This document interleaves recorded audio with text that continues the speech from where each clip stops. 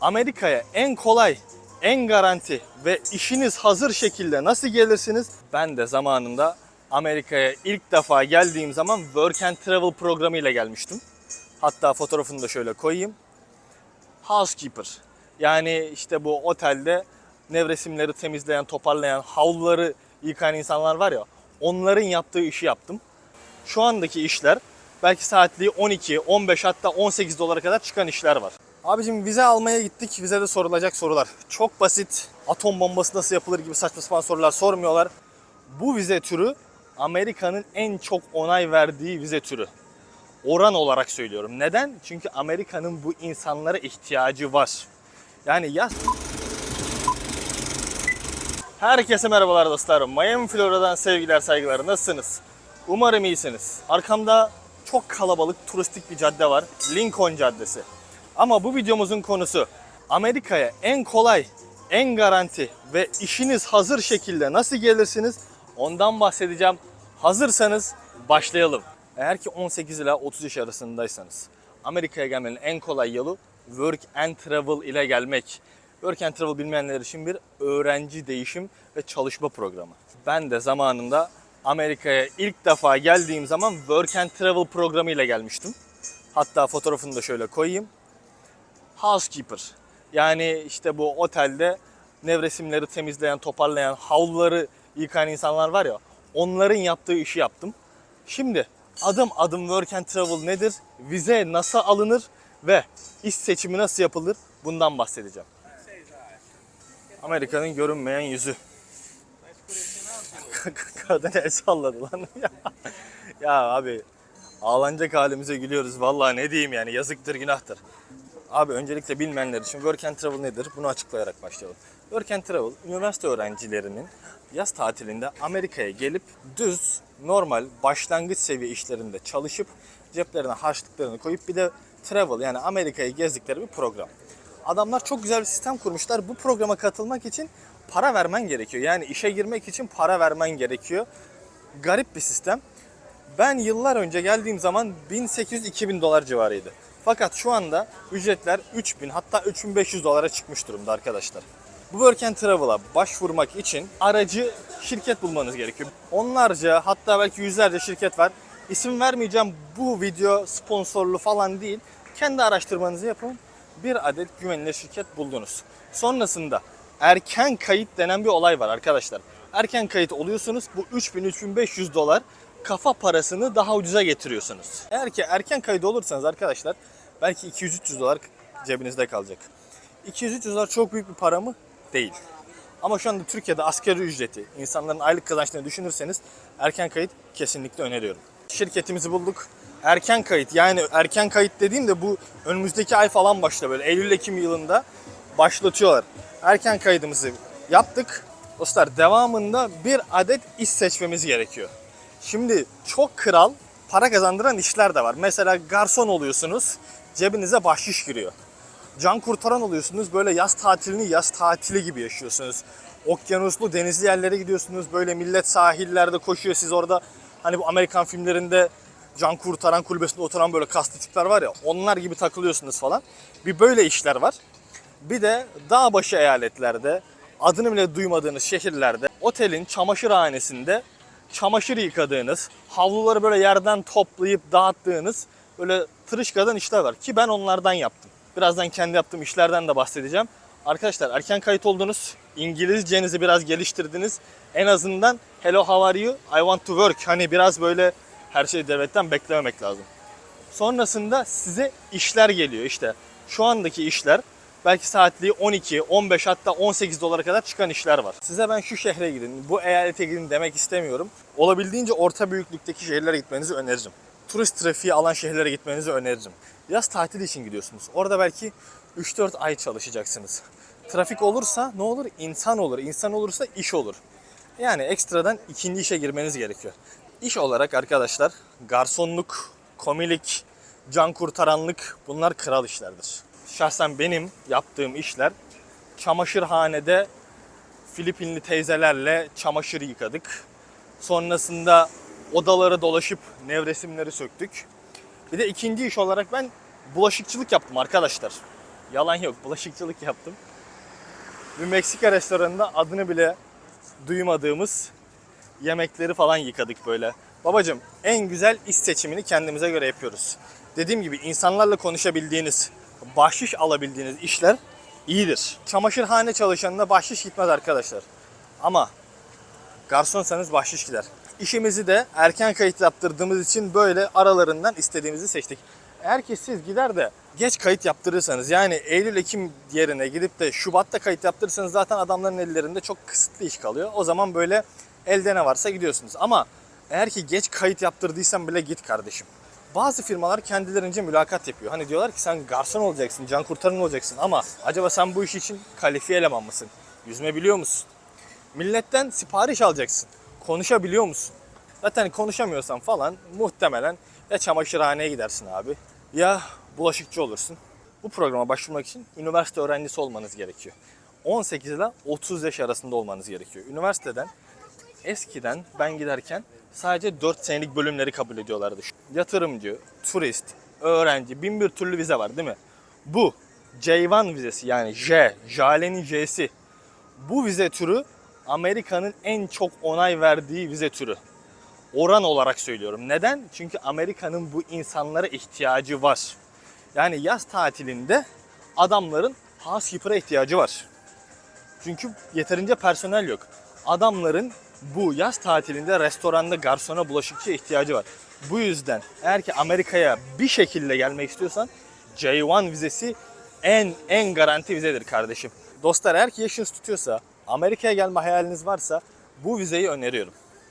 Peki bu vizeyi alabilmek için arkadaşlar ortalamanızın yüksek olması gerekiyor. Yani ortalamanızın en az 2,5 hatta tercihen 3 üzeri olması lazım.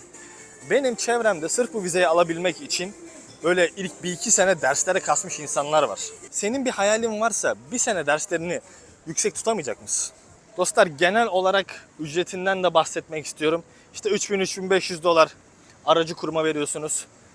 Yaklaşık olarak 1000 dolar veya 700 dolar uçak bileti, cebinize de şöyle bir 500 dolar, 1000 dolar koysanız, yani nereden baksanız bir 5-6 kağıtla Amerika'ya gelmeniz gerekiyor. En azından bahsediyorum. Abicim, vize almaya gittik. Vizede sorulacak sorular çok basit. Atom bombası nasıl yapılır gibi saçma sapan sorular sormuyorlar. Diyorlar ki adın ne, soyadın ne? Amerika'ya gidince ne iş yapacaksın? Size tavsiyem bu mülakata İngilizce girmeniz olacaktır. Çünkü zaten sen Amerika'ya gelip bir işte çalışacaksan yani İngilizce bilmen gerekiyor. En azından derdini anlatacak kadar. Amerika'da nerede kalacaksın? Hangi eyalete gidiyorsun? Hangi şehirleri gezmek istiyorsun? Hani program bitince parayı cebine koyup Türkiye'ye getirmeyeceksin ya, onu istemiyorlar. Gezmeni istiyorlar. Sen diyeceksin ki Las Vegas, New York. Yani doğru cevapları vereceksiniz kardeşim. Burada ben size atın demiyorum. Asla yalan söylemeyin. Ama ne iş yapacağınızı, nerede kalacağınızı, Amerika'da hangi eyalette yaşayacağınızı, çalışacağınızı bilmeniz gerekiyor zaten. Bunları anlattıktan sonra bazen kişisel sorulara da girebiliyorlar. Hangi üniversite okuyorsun? Hangi bölümde öğrencisin? Ortalaman kaç? Arkadaşlar, bakın bunlar garanti sorulardır. Yani adam belki sana bölümdeki en sevdiğin ders ne diye bir soru sorabilir. Bunu anlamayabilirsin. Ama sana Amerika'da hangi şehre gidiyorsun sorusunu anlamazsan gerçekten bu senin sorunun. Adam sana vize vermek zorunda değil. Sen kendini ispatlamak zorundasın. Bu sorulara cevap verdikten sonra vizemizi alıyoruz. Bu heykelleri size yorumlamak istiyorum. Güzel kız, o güzel kızla flört etmeye çalışan erkek. Güzel kızın buzdolabı büyüklüğünde olan kankası. Hayır, o seninle ilgilenmiyor, bakın. Direkt bloklamaya çalışıyor. Arkadaşlar, ben Work and Travel'a birçok kere geldim. Gerçekten kolay bir mülakat. Yani siz ne yaptığınızı bildiğiniz sürece vizeyi alamama imkanınız yok. Ama senin İngilizcen kemkümdür. Başlangıcın da başlangıcıdır. Ne yapacağını bilmiyorsundur. Ve not ortalaman şöyle 1,5 falandır. O zaman alamazsın kardeşim. Boşuna başvurup da 300 dolarını, 500 dolarını yakma. Mülakatımızı geçtik. Vizemiz bir hafta sonra bize posta yoluyla geldi. Sonrasında basit abicim. Kalacak yeri bulacağız. Bazı çalışma yerleri size kalacak yer hakkında yardımcı oluyor. Bazıları olmuyor. Hatta bazıları size mülakata gittiğiniz zaman işte bizim pansiyonlarımız şurada, evlerimiz şurada falan bilgileri oluyor. Bunlar işe göre, kişiye göre değişen durumlar. Sonrasında bir uçak bileti bakacağız. Arkadaşlar, uçak bileti için Ben aktarmalı gitmenizi öneriyorum. Çünkü aktarmalılar 500 dolara, 600 dolara bulabiliyorsunuz. Ama Türk Hava Yolları ile direkt giderseniz belki 1000 dolar, 1500 dolar vereceksiniz. Aktarmada şuna dikkat etmenizi önereceğim. Bazı ülkeler, mesela İngiltere, transit vizesi istiyor. Yani adamlar diyor ki sen benim havalimanımdan transit yapacaksan, yani bir uçaktan inip diğerine bineceksin. Bunun için senden vize istiyorlar. Bu sebepten ötürü alacağınız biletin nerede transfer yapıldığına dikkat edin. Yanınıza almanız gereken eşyalardan da bahsedeceğim. Dostlar, Amerika'ya gidiyorsunuz. Öncelikle günlük kullanacağınız kişisel eşyalarınızı kesinlikle yanınıza alın. Diş macunu, kulak çöpü, ayakkabısı, tişörtü. Neden diyorum biliyor musunuz? Buraya gelince abi Amerika'da her şey çok ucuz. Tamam, çok ucuz ama nereden alacaksın? Walmart'a git al. Hepsi dolarla. Veya bir arkadaşım, o yok işte orada cımbızını almamış falan. Adam geldi burada cımbız aradı. Gel de cımbızı bul şimdi. Adamlara anlat cımbız. Eğer ki bir alerjiniz varsa, ağrı kesici kullanıyorsanız veya antibiyotik gerekiyorsa kesinlikle yanınıza alın arkadaşlar. Ve reçetenizi de çantanıza koyun. Ne olur ne olmaz. Sonuçta Amerikan polisi bu ilaçlar kimin? Sen mi kullanıyorsun? Yoksa birisine satma amaçlı mı getirdin derse reçeten yanında olsun. Dostlar, bir de Amerika'ya gelirken et ürünlerine izin verilmiyor. Bazı sucuk sever, pastırma sever arkadaşlar için yanınıza alırsanız muhtemelen havalimanında atılacaktır. Yanınıza böyle 5 kangal sucuk falan getirmeyin çünkü çöpe gidiyor. Yanına ne getirebilirsin? Mesela poğaça getirebilirsin. Kurabiye getirirsin. Kendi tecrübemden bahsetmek istiyorum. Millet New Jersey'ye gider, New York'a, Kaliforniya, Florida'ya gider. Ben bildiğiniz dağ başı bir eyalette, dağ başı bir otelde çalıştım. Çalıştığım otelde benden başka bir adet Türk vardı. Ben işe arkadaşlar housekeeper olarak başladım. Housekeeper, hani o böyle nevresimleri topluyorsun, atıyorsun veya o yatağın kenarında böyle sıkıştırıyorsun ya, o işi yaparak başladım. Sonrasında arkadaşlar ikinci bir iş bulduk. Sabahları housekeeper'lık yapıyoruz. Sabah 7'den akşam 4'e kadar. Akşam 4.30'dan gece 11-12'ye kadar da bulaşıkçılık yapmaya başladık. Biz iki arkadaştık. O arkadaşımla da burada tanıştım. Kendisine selam olsun. Sabah 7'den gece 11-12'ye kadar çalışıyorduk. Yemek pişirmek, alışveriş yapmak, hiç böyle ortalığı gezeyim falan vaktimiz yoktu. Haftanın 5-6 günü çalışıyorduk. O zamanlar 10 dolar veya 9 dolar kazanıyorduk. Şimdi hatırlamıyorum. Bundan belki 10 sene önce falan arkadaşlar. O zamanlarda beraber İngilizce de öğrendik. İş yapmayı, milletle iletişim kurmayı öğrendik. Para kazandık, gezdik, güldük, insanlarla tanıştık. Yani bulaşıkçılık yaptım. Bildiğin yıkıyorsun böyle. O var ya, ilk günü gittiğimi hatırlıyorum. O böyle suyu sıkıyorsun abi. O bütün tabaktan su üstüne geliyor. İş çıkışı bütün böyle don, paça her şey sırılsıklamdı. Veya housekeeping'de çalışırken. Abi odalara giriyoruz. Yani ne kadar çirkin, leş insanlar var ya. Yani nevresimleri nasıl bırakıyorlar? Adamlar havlularla mavlularla böyle, yani aklınıza gelmeyecek çirkinlikler var. Ve bunu minimum ücrete, asgari ücrete yapıyorsun. Ama Work and Travel'a gelmeni neden öneriyorum biliyor musun? Dostlar, Amerika göründüğü gibi değil.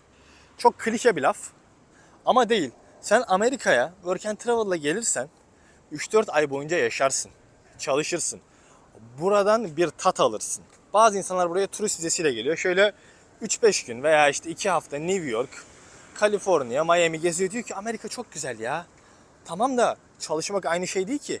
Sen öde bakayım bir kiranı, faturanı öde. Arabayla gitmeye çalış. Bakın, toplu taşıma falan yok. Herkesin kişisel arabası var.